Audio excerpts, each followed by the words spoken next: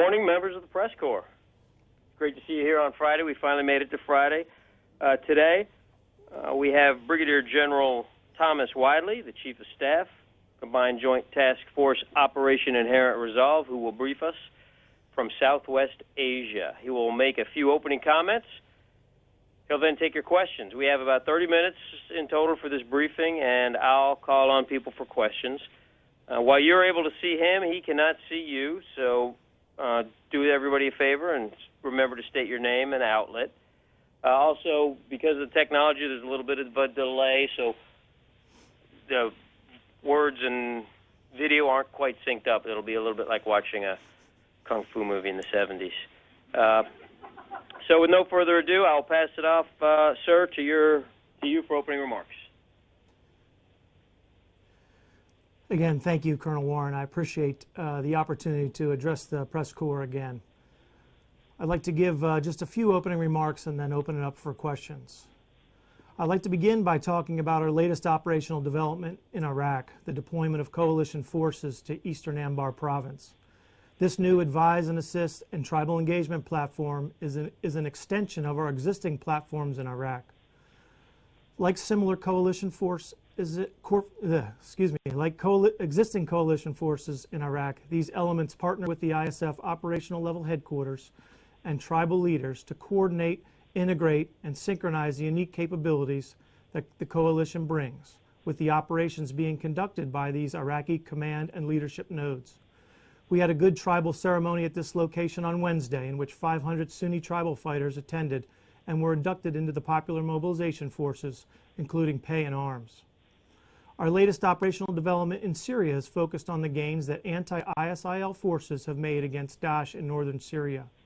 These anti-ISIL forces, which are comprised of ethnic Syrian Kurds, Arabs, Turks, and non-Kurdish Christians, among others, have been making significant gains against Daesh for months, including expelling Daesh from Kobani and from the Ptolemy's pocket in northeast Syria. Since early May, anti-ISIL forces have been conducting operations to close the gap between these two locations, which culminated earlier in the week with Daesh retreating from the Tal Abyad border crossing and terrain equivalent to 82 times the size of Ramadi, roughly 4,100 square kilometers, was rid of Daesh terrorists in their control. These gains have severed multiple primary and secondary lines of communication into Daesh-dominant territory, as well as east-west lines of communication across northern Syria towards Iraq. The results of these developments will further constrict Daesh mobility, supply, sustainment, and communications within Syria, and will have positive effects for the Iraq portion of the campaign as well. Two other updates I'd like to touch on before we move to questions relate to Beji and Ramadi. In terms of Beji, Iraqi security forces and popular mobilization forces are making steady progress as they increase their footholds in and around the Beji area. PMF elements are conducting clearing operations within the urban areas and are making measured progress, despite a large number of IEDs. Ground forces continue to hold their position despite small-scale Daesh attacks, including mobile suicide bombs, which are aimed to disrupt ISF and PMF efforts. The ISF located at the Beji oil refinery is benefiting from reinforcement and resupply capabilities through the line of communication from the south, which the Iraqis have been able to sustain since the last week of May. The fighting continues in and around Beji, and many portions of the area remain contested. The ISF and the PMF both report solid progress toward their objectives, so efforts are continuing in the right direction. The coalition has conducted numerous strikes in Daesh support zones located in Hawija, Sharqat, and along the Tigris River to the north, including Mosul. This interdiction has resulted in significant disruption to Daesh support to Beji. In Ramadi, we remain encouraged by the government of Iraq's activities already in progress, which set the stage for a future Ramadi counterattack. Great efforts have been made in advancing organizational and command and control changes that will facilitate success in future operations. We view this as a positive step. The situation in Ramadi is probably best described as anticipatory, both from an ISF perspective and from a Daesh perspective. We continue to observe Daesh activities in preparing their defenses within Ramadi. Forces supported by the government of Iraq are concurrently conducting shaping operations and working towards the liberation of Ramadi from Daesh occupation. Shaping operations in this case are activities that set the conditions for follow-on operations. activities such as securing logistical lines of communication, securing key road junctions, intersections, key terrain, establishing logistics areas, finalizing planning, rehearsals, preparing equipment, and collecting intelligence information are all examples of these shaping activities. With those remarks, I'd be glad to take your questions.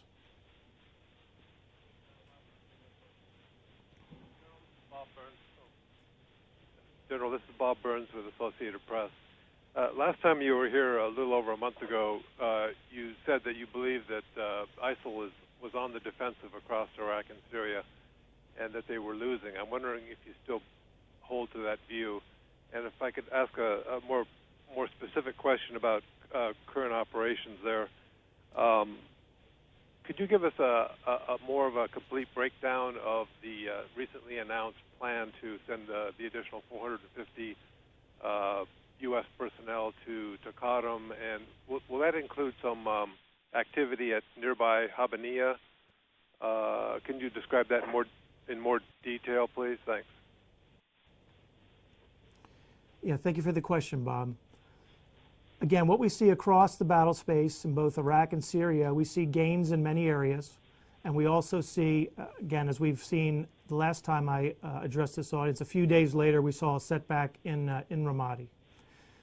We see great progress being made in Syria, which I just spoke about. We see repeated abilities of Kurdish forces to repel attacks in the Kurdish forward line of troops up in northern Iraq. We see civilian population returning to Tikrit this week, supported by the government of Iraq and Iraqi security forces as a positive step forward. Again, as I described, we see advances in the operations within Brig. We see successful tribal operations being conducted out in the Euphrates River Valley in the vicinity of Baghdadi and Haditha. We see, again, additional ISF activities in and around Karma, which are yielding success in expelling Daesh from their support zones in that area. And we see the ongoing planning in Ramadi. So when I look at the battle space and all those individual efforts, we see great things happening out there. To your second question about the tribal engagement and advise and assist platform in Tikrit, we see this again as an extension of our already existing advise and assist platforms out there. We are currently focused on the Tikrit as the location. We continue to build forces there, and for operational security reasons, I'm not going to go into the specific numbers or sets of capabilities, but we again have established a node there that can provide advice and assistance and coordination and ability to integrate the power of the coalition with Iraqi operations centers and tribal leaders that are located at that same location, and able to synchronize all those efforts in order to conduct successful operations in the future.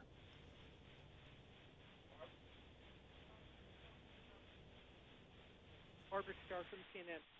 One follow-up on Tikrit and then a different question. On Tikrit, it's still a little unclear to me. Are U.S. personnel going to engage in any training of the Sunnis who have signed up? People are still using the word training. It's not clear. Will you engage in training? But my question goes really to the issue of IEDs, the kinds of IEDs you're seeing, the size, the volume. Could you talk a bit about that and how ISIS is using IEDs as a battlefield weapon now to secure and hold territory in places like Ramadi, Brig, and Mosul, quite different than what you saw during the years of U.S. engagement in Iraq? Thank you. Thank you, Barbara. On the issue of training at Tikrit, again, on the tribal side, with our tribal engagement elements that are there, they will conduct subject matter experts exchanges with individual tribal elements, which again will then in turn conduct training of tribal forces. So it's almost an example of again, we provide the expertise to the tribal trainers, and then the tribal trainers then will go ahead and conduct training with their individual forces. So those subject matter expert exchanges have already commenced at Tikrit. With regards to IEDs, we see those again as obviously it becomes the precision guided munition, if you will, for Daesh. Their ability to produce IEDs is something we continue to focus on, our targeting efforts, but we see them, again, as one of their primary weapon systems in order to disrupt, in order to penetrate ISF or KSF lines. So it is a very effective weapon. And again, we've taken great efforts to advance our targeting capabilities in order to allow us to find these locations where IEDs are being produced and target them appropriately. We've also, again, as I think you're aware, that the U.S. government through our Iraqi Train and Equip funds have provided AT-4 weapon systems to allow the ISF to be more effective against vehicle-borne improvised explosive devices. And we've already seen instances of them using these weapons to great effect.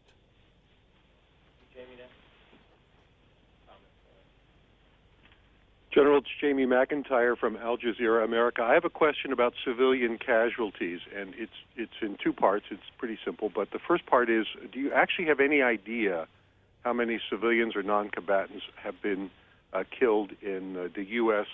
In coalition airstrikes? Is there any hard data?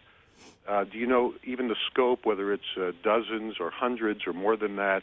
And is there any way for you to know, or do you just not know because you don't have people on the ground to investigate these airstrikes? And related to that, you're probably aware there's a big debate in Washington about the effectiveness of the air campaign, and some people questioning the laudable goal of avoiding civilian casualties has essentially hamstrung the effectiveness of the air campaign. Could you address that as well?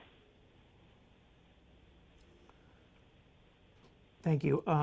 Good question. On the coalition, or on the civilian casualty issue, we take great pains, as you know. We go through excruciating steps in order to avoid civilian casualties. When an accusation of a civilian casualty incident comes into the CJTF, we take every one of those allegations seriously, and we conduct investigations in order to determine their credibility, and if found credible, then we take follow-on formal investigative steps in order to make a formal determination on whether civilian casualties occurred. And I believe it was a few months, actually about 6 weeks ago, that we released the first report on that had a finding of civilian casualties from the CJTF. We currently have 5 ongoing investigations, and for security reasons and for appropriateness reasons, we will not discuss any further details on those investigations at this time. But we will, upon conclusion of those investigations, make the details public.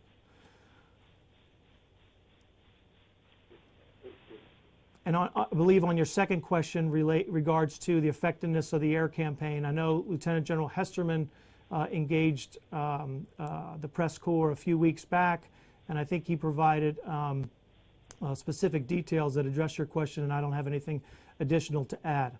I will tell you, at least from our perspective, the coalition airstrikes are being extremely effective. They're precise, and they're allowing us to achieve our objectives in combination with ground force maneuver. General, it's Tom Bowman with NPR. We keep hearing there are more Shia militia fighters in Anbar than Iraqi security forces. Could you give us a sense of that? Is that true? I know you probably don't want to get into numbers, but if you could talk percentages, are they 20% higher, 50% higher? And also, you talk about shaping operations in Ramadi. Could you give us a ballpark on when you expect to see a full-blown operation there? Are we talking weeks away, months away? And the same with Mosul. Is Mosul off the table in operation there this year? And again, for operational security reasons, I'm not going to go into the specific timelines of Iraqi security force operations. I will tell you that there's positive steps moving forward in the shaping for both of those operations, both Mosul and Ramadi. And again, we remain encouraged by the steps that the government of Iraq is taking in order to set the conditions for successful operations in both of those areas.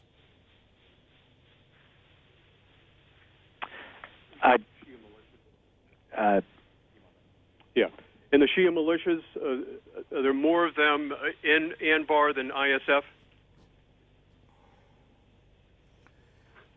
And again, the purpose of the coalition is to support the government of Iraq and their aligned security forces in their operations against Daesh, and that's what we will continue to do. In terms of estimates of numbers of non-aligned units, I have no comment on that at this time. Those aren't something we track. We continue to, again, support Iraqi security forces in their fight against Daesh.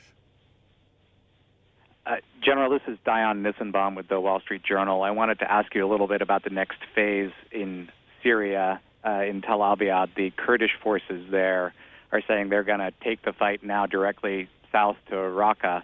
I'm wondering if the coalition is prepared to support the Kurdish fighters if they go into Raqqa, and whether you think that's a serious claim or if it's more of a boast. Much the same as the Iraqi security force operations, I won't go into details on anti-ISIL forces that are located in Syria. I will tell you that we have a common goal, and that goal is to defeat Daesh, and we will continue to support them in that effort.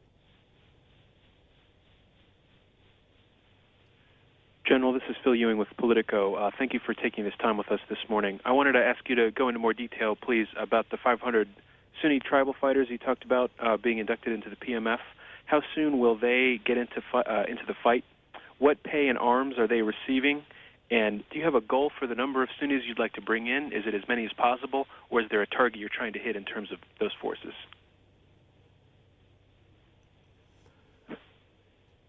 Thank you for that question. A great question, though, for the government of Iraq, as they are the ones who enroll forces inside the Popular Mobilization Force. We saw the tribal ceremony this week as another positive step forward. It's a move by the government of Iraq towards a more inclusive Popular Mobilization Force element. We will start to conduct subject matter expert exchanges with these tribal forces and make sure that they have the equipment and the support necessary to be successful in their operations against Daesh. Sir, I want to follow up on that. Tony Capaccio with Bloomberg News. What is a reasonable metric that the public should be looking for to judge whether your tribal engagement effort has succeeded or is succeeding, and a reasonable time frame for determining whether, in fact, the engagement effort is succeeding? Secretary Carter, at a hearing this week, was asked about that, and he said a matter of weeks would be a reasonable time frame. Do you agree with that?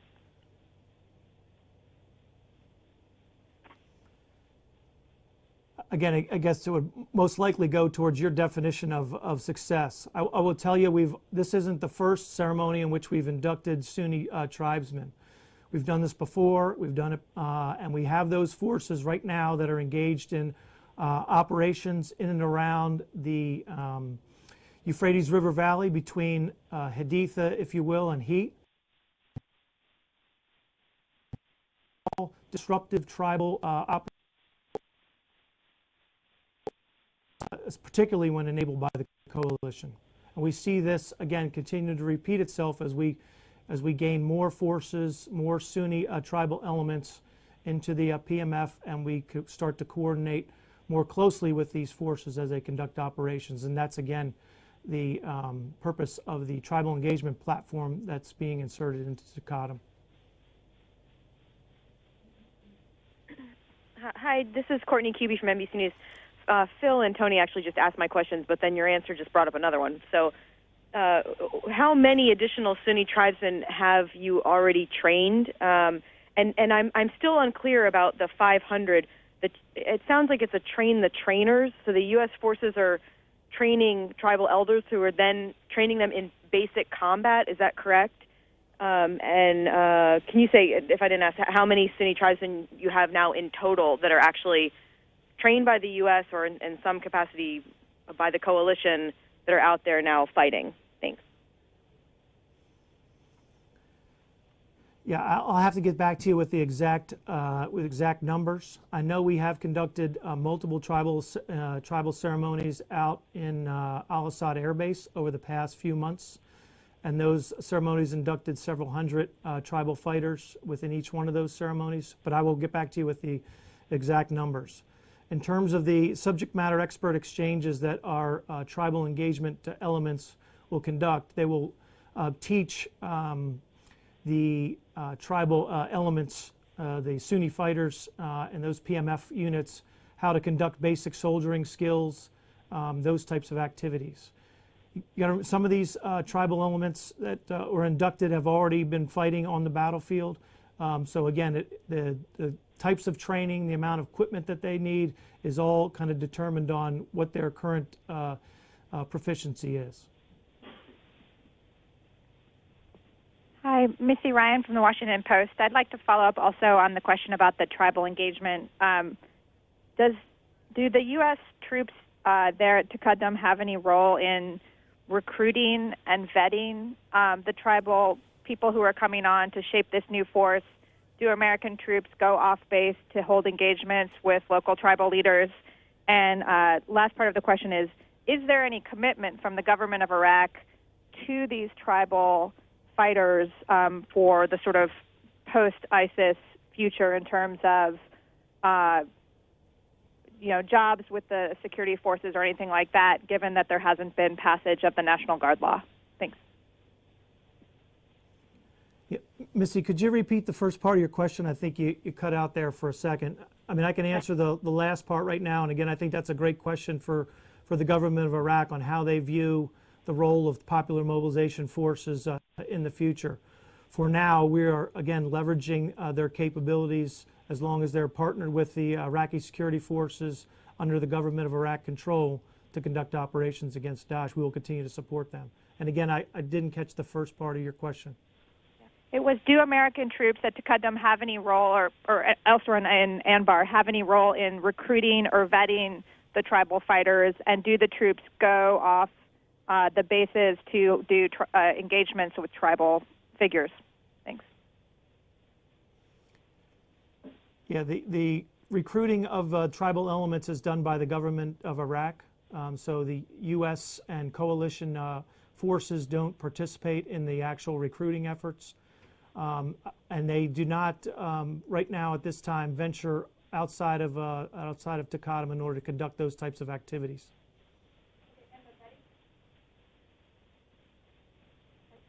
Do the American troops or does the U.S. have any role in the vetting of those tribal fighters? Those tribal elements are vetted by the government of Iraq. Hi, sir. Tara Kopp with the Washington Examiner. In the last week or so, the Combined Joint Task Force releases have noticed the hits on tunnels. And I was wondering if you could please explain the importance of hitting the tunnels in Iraq and if you are seeing ISIS move troops or equipment through these tunnels.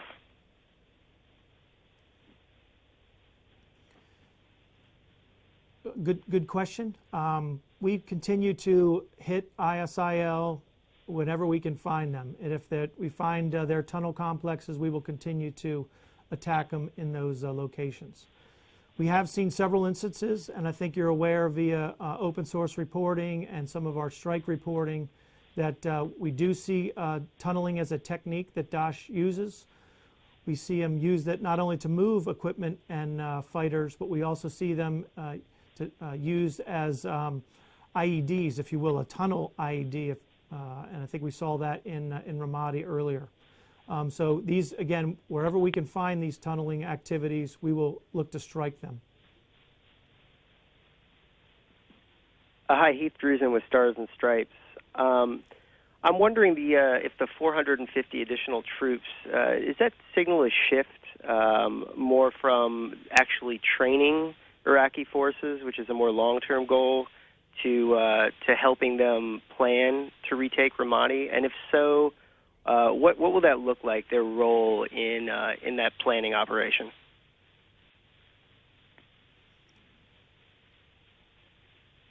Again, good question. And the way we see the element at Tikrit is essentially an extension of our advise and assist and tribal engagement platforms that we have at other locations in Iraq. We see that the advise and assist elements will link up with their Iraqi counterparts. So essentially, you will have situations where A coalition intel officer will link up with his Iraqi intel officer counterpart, and they will conduct intelligence sharing and intelligence preparation of the environment for an operation. You will have a logistics representative partnering with his logistics counterpart and be able to look at the plan from a logistics perspective and make recommendations on how to shape those operations. So we are doing this at several other locations where there are operation centers and headquarters elements throughout Iraq, and we see great benefit in these partnerships. The way we've done it prior to being co-located is we would try to do these types of activities via phone, and those types of activities are very difficult to do if you insert translators into those phone communications in order to try to conduct that type of coordination. So the fact that we're able to get on the ground with our counterparts in the operation centers, with the tribal leaders there together face to face, day in and day out, provides us great benefit, and we think we'll be able to move forward with the synchronization of coalition efforts with Iraqi security force and tribal efforts in developing positive outcomes in the future. Hi, this is Jessica Schulberg with the Huffington Post. Earlier this week, Secretary Carter said that there were enough training and equip centers for Syrian recruits, but not enough recruits. And members of Congress have expressed concern that without providing Syrian recruits with some level of protection from Assad's military, we won't get enough recruits. Can you comment on whether or not that's a concern that you share? Again, the recruiting effort within Iraq is the government of Iraq's responsibility, and they are continuing to adjust some of their previous policies in order to recruit additional forces into the Iraqi security force construct. We have established, again, the build partner capacity sites at the request of the government of Iraq in order to conduct training to prepare their forces to counter Daesh.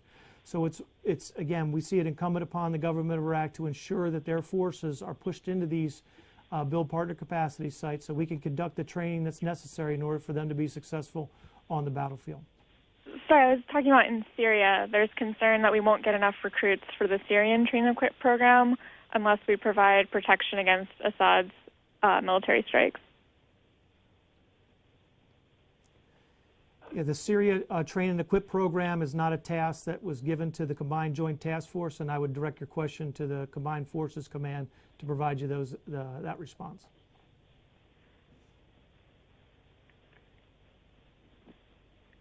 Hi, sir. This is Aaron Meadow with Defense News. You mentioned early on that you're seeing shaping for Ramadi from the ISIL forces as well as they prepare for whatever it knows is a coming attack there. Can you kind of characterize what you're seeing in terms of how they're digging in there, and can you say if any of that is driving the choices in the equip options, given that we know there's a push from the U.S. to get more gear on the ground there? Thanks, Aaron. I would tell you that what we're seeing in Ramadi is not unlike what we see at other urban areas that are occupied by Daesh in terms of their defensive preparations. We see everything from trenching to IED emplacement, those types of activities that have been essentially standard tactics, techniques, and procedures used by Daesh as they defend urban terrain. Yes, hi, sir. This is Paul Shinkman with U.S. News and World Report. I wanted to go back to Dion's question about the recent successes on retaking ground in Syria. There were some reports that there were elements of the Syrian opposition that were fighting alongside Kurdish fighters to retake that ground. I wonder if there's been any consideration for plans to use those fighters elsewhere or to somehow sort of bolster what the kind of success that they were able to achieve there. Yeah, I'm unaware of those that type of reporting of regime alignment with anti-ISIL forces that the coalition is supporting. And again, for operational security reasons, I'm not going to go into future operations that will be engaged by those anti-ISIL forces. Sorry, sir, this is Paul again. Just to be clear, that wasn't with Syrian regime forces, that was with moderate opposition, the rebel fighters in Syria working with the Kurds? Again, I'm unaware of those types of reporting, those reports. It doesn't sound like anything I've seen. But again, I'll certainly check into it, though. Hello, my name is Laurent Barthélemy from Agence France Presse. I wanted to ask you on the 450 military personnel that must be deployed in Takadum, how many of them have actually arrived? Can you give us an estimation, if not a precise number? Thank you. I'm not going to go into the force build at Takadum for obvious operational security reasons.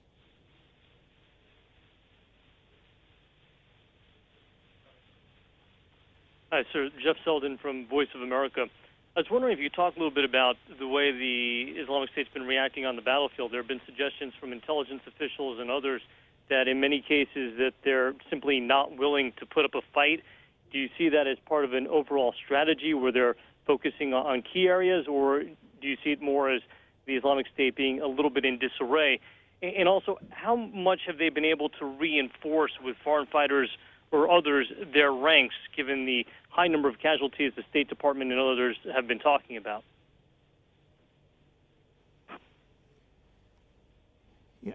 Again, I think I talked a little bit about what we see on the battle space in terms of Daesh's reaction to anti-ISIL forces up in Syria. You know, some of the reflections we're seeing from their attempts to penetrate Peshmerga lines on a near daily basis. So some of those things continue to portend that, you know, they have that capability that continues to manifest itself on the battlefield. However, that every time Daesh manifests itself like that, it simplifies our targeting process, and we're able to strike them much more freely when they present themselves in that manner.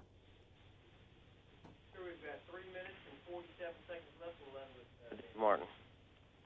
Hi, Dave Martin with CBS. It seems like the Kurdish fighters are able to take much greater advantage of the coalition airstrikes than the Iraqi forces. Is that the case, and if so, why?